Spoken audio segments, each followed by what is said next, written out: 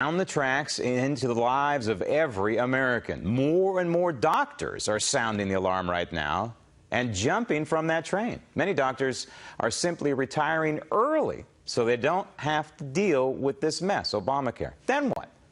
Meantime, one retired doctor is leading the verbal attack on Obamacare. World-renowned neurosurgeon Dr. Ben Carson is reminding everyone just how destructive Obamacare is to our country and to our people.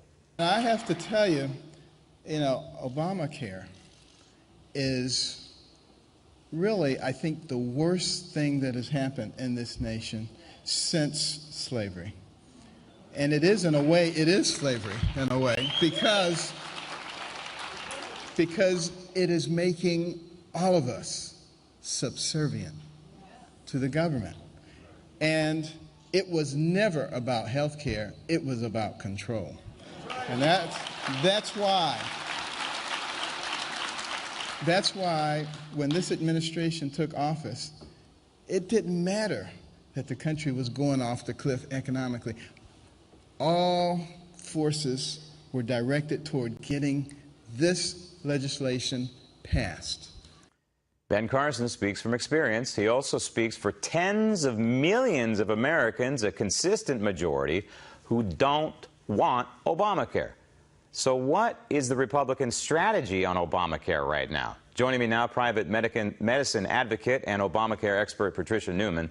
I knew early on what the strategy was, Patty, when, of course, the Republicans were trying to defund Obamacare. Right. Since then, it seems to have gone by the wayside, specifically that op-ed last week by Paul Ryan. He was talking about the budget deal and the debt ceiling and all that kind of stuff, and didn't mention word one about Obamacare. That's right. I mean, his op-ed was really good, and it really focused on on reform, on tax reform, on entitlement reform, and these are all things that are very important. And, the problem is he didn't mention Obamacare. When he was asked, he said, well, I did sort of mention it because I talked about health care, and he talked about Medicare and Medicaid, but not Obamacare per se.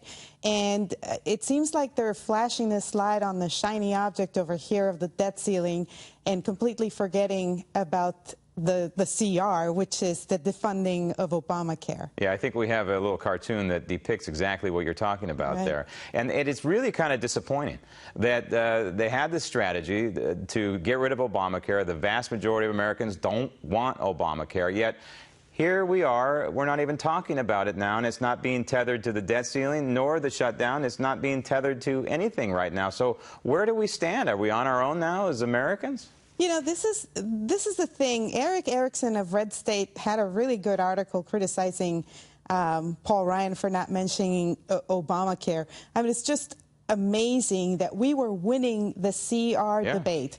The polls were turning against the president and the Democrats. We're looking at, Obama going after veterans of World War II, going after homeowners that had their private property on federal land.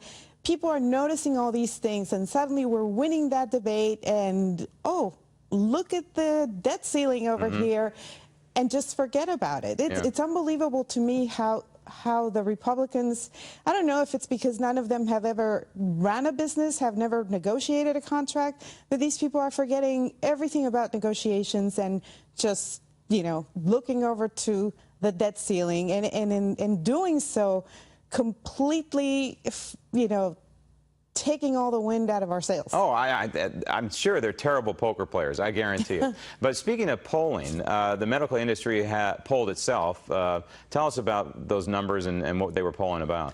The MGMA, which is the Medical Group Management Association, is a large organization. They came out with some numbers that were really interesting. They're talking about the number of physicians that are not planning on participating with Obamacare, or specifically with the exchanges. 29% of physicians polled were not going to participate with the exchanges, but more importantly, 56% of them had not made up their minds. Why is this so important?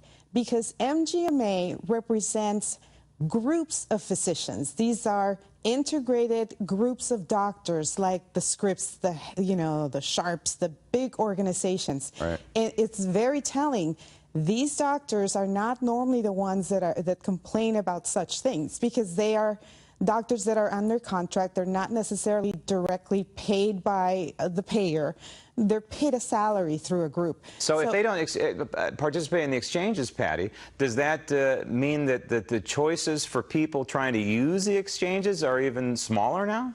Yes, because there will have very limited group of doctors that are going to be available to them, and you know, and that's a negative, but that's a huge positive for our side, because the more doctors refuse to participate, the more we are ahead. You know, this is in contrast with a survey that came out in 2012 by the Doctors Company. That is a malpractice company that insures a lot of individual physicians. Those, you expect those kind of results. Right. In fact, that's the one survey that showed that 43% of physicians plan to retire within the next 5 years. That means from 2012 to 2016.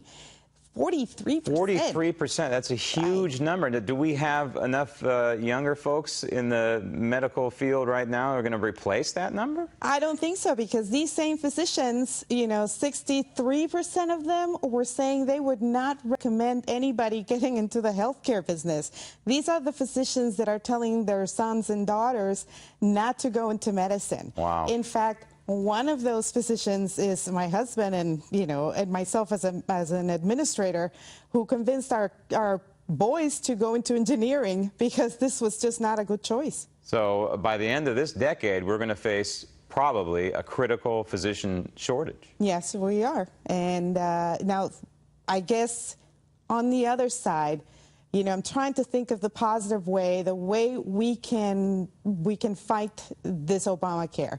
And I think, even though it may sound quixotic and it just visionary, you know, idealistic, I think the more doctors refuse to participate with the exchanges, if they make a stand and decide, look, we're not going to give you the medical records, even though we may get penalized, you know, financially, those are the steps that I believe are necessary.